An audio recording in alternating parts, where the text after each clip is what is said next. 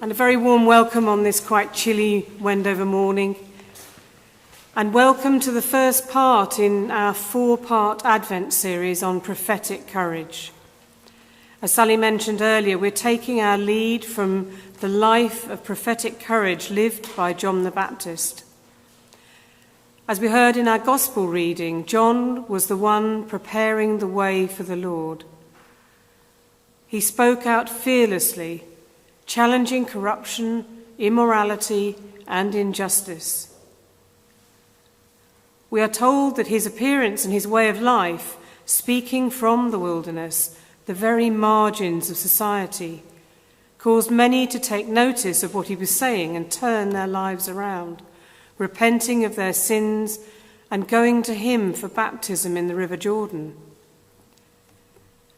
Now, during this Advent series, we'll be looking at 4 different subjects that will undoubtedly challenge us.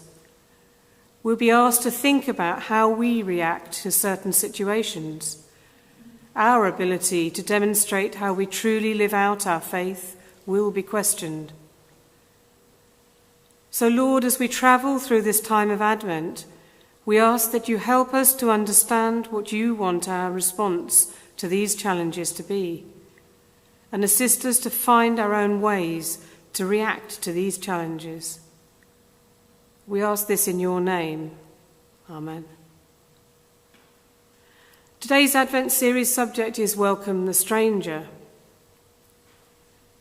Maybe as a first question we should ask ourselves how we think we might react to John the Baptist wearing clothing of camel's hair and eating locusts and honey.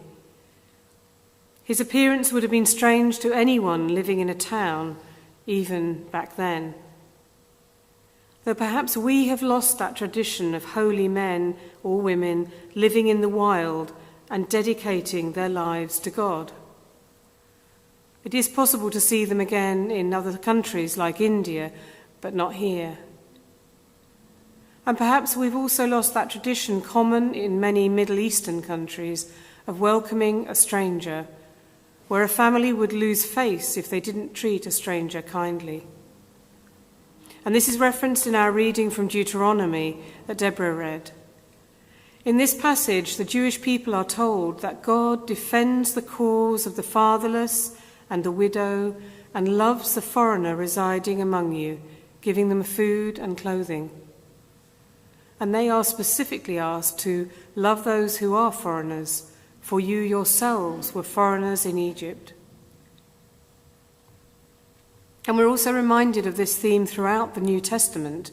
The parable of the Good Samaritan is probably the most well-known passage. But in Matthew chapter 25, verse 35, we learn what Jesus believes makes a difference when he says, "I was a stranger, and you welcomed me."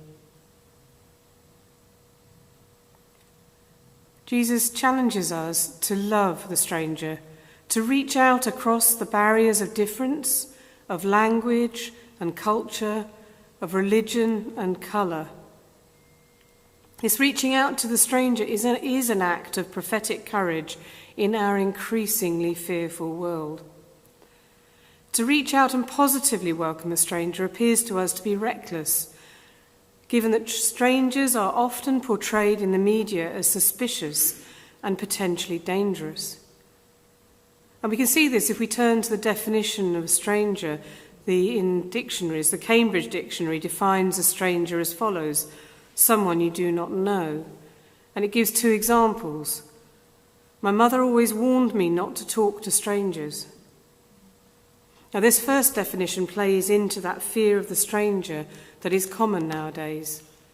This assumes from the outset that the person is not to be trusted, that the person might harm you, probably particularly if they look different to you. I'm thinking here maybe about a young person with pierced nose, lots of tattoos, or a person in shabby, worn, unclean clothing, or a person from another culture who dresses differently or speaks differently.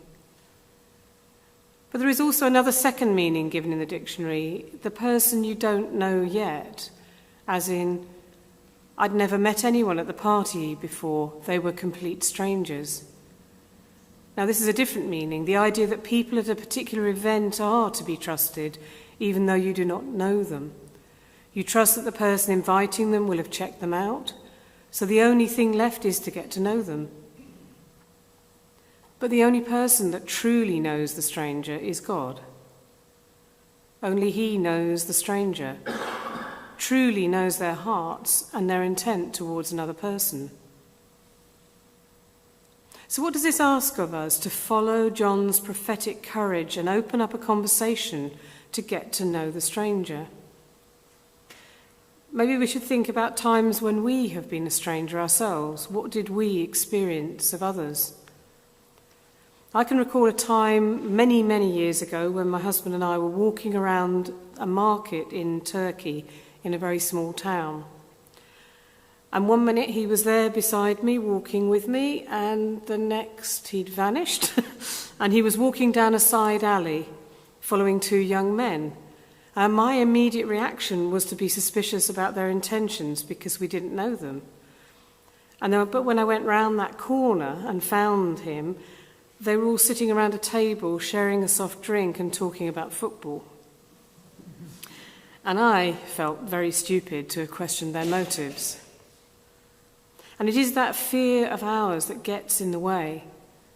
We think that it is protecting ourselves, but at the same time it stops us from getting to know people and experiencing the kindness of most strangers. I also wonder whether our reaction to a stranger depends on how they look. Do we place more trust in someone who looks the part or who dresses well, but who may not be all they seem? When you came in, you were handed a picture of a person, a stranger to you.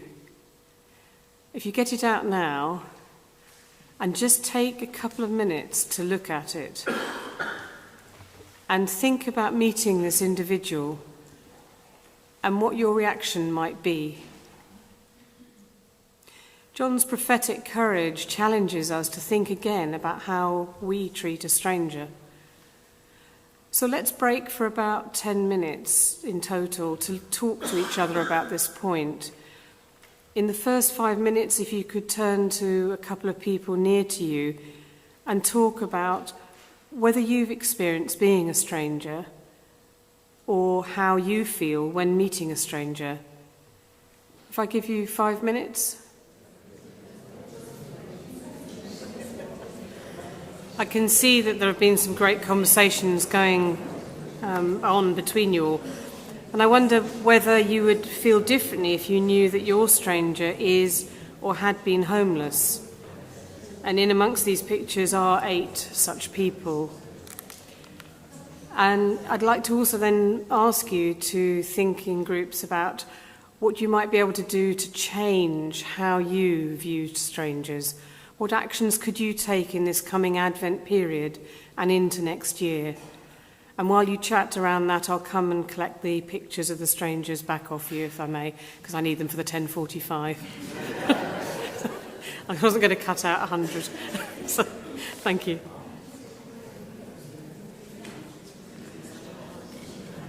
Thank you. And Lord, now I want you to imagine the virtual basket here with all the strangers in it. And now we've got all those strangers gathered together. I'd ask you to consider all the thoughts we've had this morning about welcoming strangers. Help us as we challenge ourselves to get to know new or different people and keep us safe while we do this. And finally, may St. Mary's always be known for its welcome to the stranger, whoever they are. We ask this in your name, Lord. Amen. I do hope you receive our update. If you don't and you would like to, there are cards that say hello and welcome. You fill your name and email address in and hand it in, then you'll be added to the list.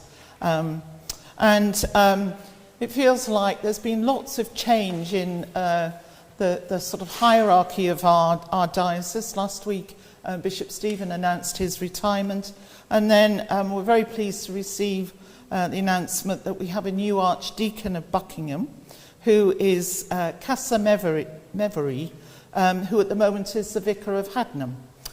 So that's a great appointment there. So she'll arrive in March to start her job. Lots happening again during the week. I forgot to put in that at 1:30 on Tuesday, there's the funeral of Norma Ives that some people will have known around the village. So we remember her family. Thursday, it won't be communion.